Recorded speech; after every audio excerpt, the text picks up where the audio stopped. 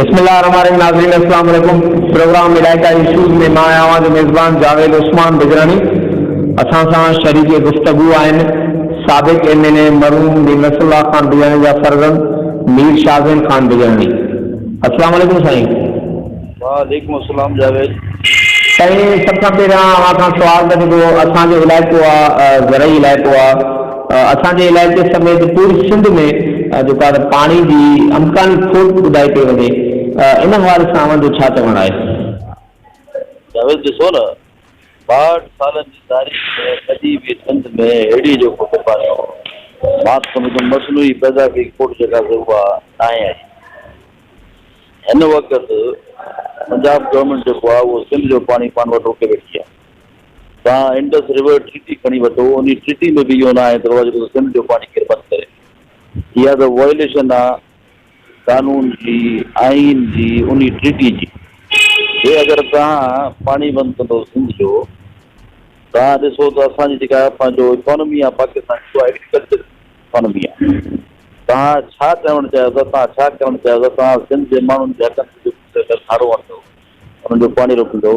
असां वटि किसान तबिको आहे, असां वटि जेका हल्का नंढा ज़मीनदार आहिनि, वॾा ज़मीनदार आहिनि, पूरी सिंध जेका आहे उहा एग्रीकल्चर।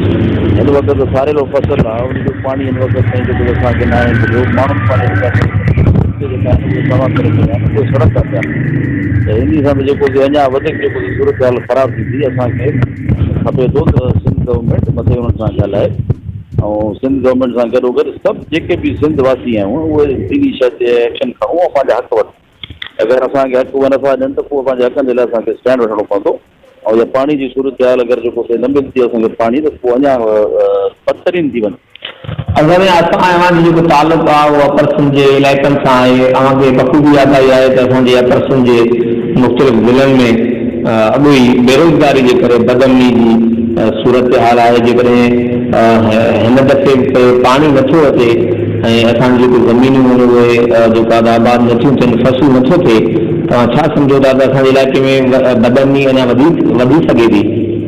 जावेद इहा त बिल्कुलु जेको इहा ज़ाहिर ॻाल्हि आहे।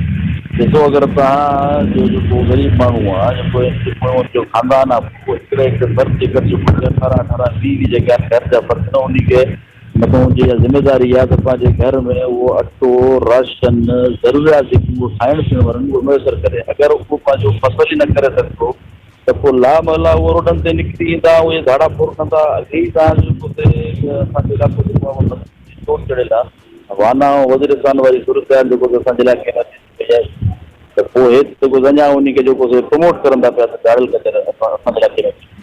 कुझु ॾींहं पहिरियां जेको ज़िले कश्मीर जो दुरानीमर थाणो आहे, दुरानीमर थाणे जी हद में वाक़ियो पेश आयो। चादर बिरादरी सां जागीराणी ऐं सॼे बिरादरी जे हथियार बंदनि हमिलो करे हिक ई वक़्तु हिक ई ख़ानदान जे जेको आहे त चादर बिरादरी जे 9 घर भातियुनि खे बेदर्दी सां क़तलु कयो।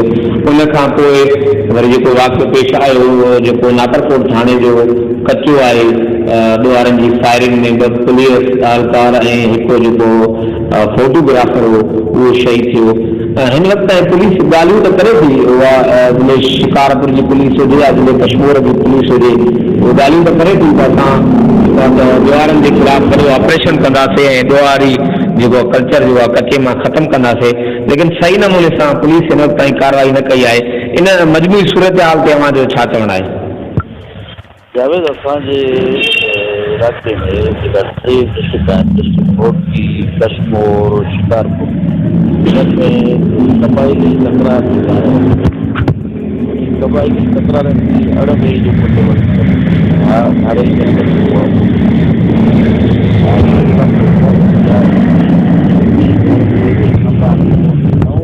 माण्हू जेका आहिनि आम कया था वञनि, मतिलबु इंसानी जान जेका ई न बची। त उन्हनि जे छा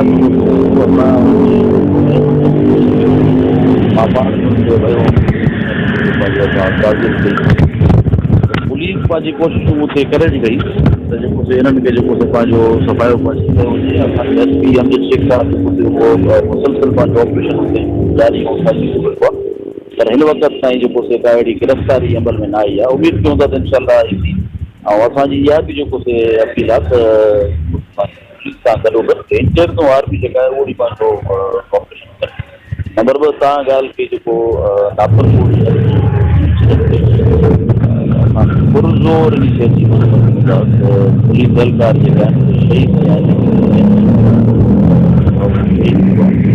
पुलिस जा नौजवान पंहिंजी जेल जे शहीद थिया पर तव्हांजो हिकिड़ो सवालिया निशान पैदा कयो आया तव्हांजो मटीरियल जेको मुनासिब आहे या वरी झाड़ियल वटि जेको अहिड़ा वेपन जो थी विया आहिनि जेका उहे तव्हांजे टीम खे बि डैमेज करण था पिया।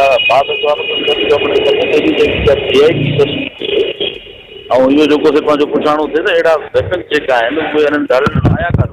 रॉकेट लॉन्चर उन्हनि वटि आहिनि, एंटी एयरक्राफ्ट उन्हनि वटि आहिनि। ऐं जेतिरे ताईं पंहिंजो पुलिस रेंजर्स ऐं आर्मी जो ऑपरेशन कटियल न थींदो मां सम्झो सफ़ायो न थींदो। ऐं थियणु खपजे अहिड़ो ऑपरेशन जेको ग्रैंड ऑपरेशन हुजे जेको इन टिनि ज़िलनि में जेको इहो धाड़ियल कल्चर इहे ग्रुप जेका आहिनि उहे ख़तमु कया वञनि। अगरि इन वाक़िए खां जेको वाक़ियो पेश आहे नापरकोट जे कचे में पुलिस पारां उन ॾींहुं जेको आहे हिन वाक़िए जो केस दाख़िल कयो। उन केस में जेको असांजे इलाइक़े जो सरदार आहे सरदार टेऊखान तेगाणी उनखे जेका ॾोहारनि जो सरपरस्त ॼाणाए करे उन मथां केस दाख़िल कयो वियो ऐं उनखे जेको आहे गिरफ़्तार बि कयो वियो। इन हवाले सां छा चवणु आहे? जावेद भाई हर कॉमन में अहिड़ा लोफर धाड़ेल ऐं जेको से गंदा माण्हू आहिनि।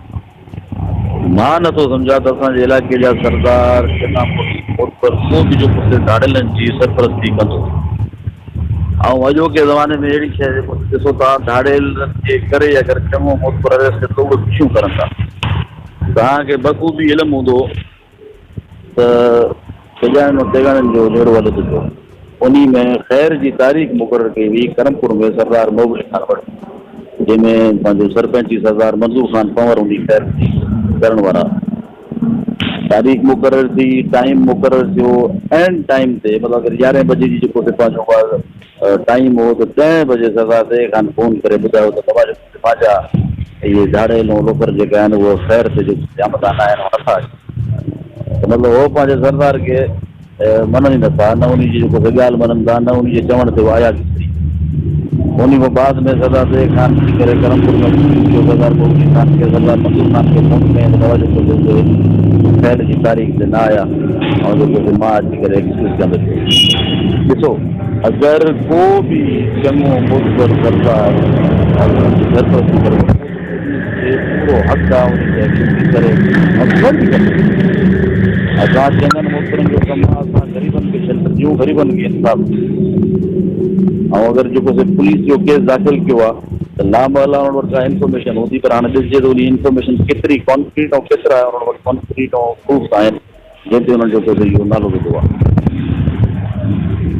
वरी महिरबानी मीर शाहज़ीन खान बजराणी अवां सां तफ़सीली गुफ़्तगू थी जेको असांजे इलाइक़े में पाणी जी इम्कानी खोट आहे उन हवाले सां बि ऐं जेको वाक़ियो पेश आयो ज़िले कश्मीर जे दुरानी नहर जे कचे में चाचड़ बिरादरी सां ऐं जेको हाणे इहो ताज़ो कुझु ॾींहं पहिरियां वाक़ियो पेश आयो ज़िले शिकारपुर जे नापरकोट जे कचे में उन हवाले सां वरी कंहिं ॿिए मौज़ू ते अव्हां सां ॻाल्हि ॿोल कंदासीं। तेसिताईं अल्लाह हाफ़िज़। Thank U.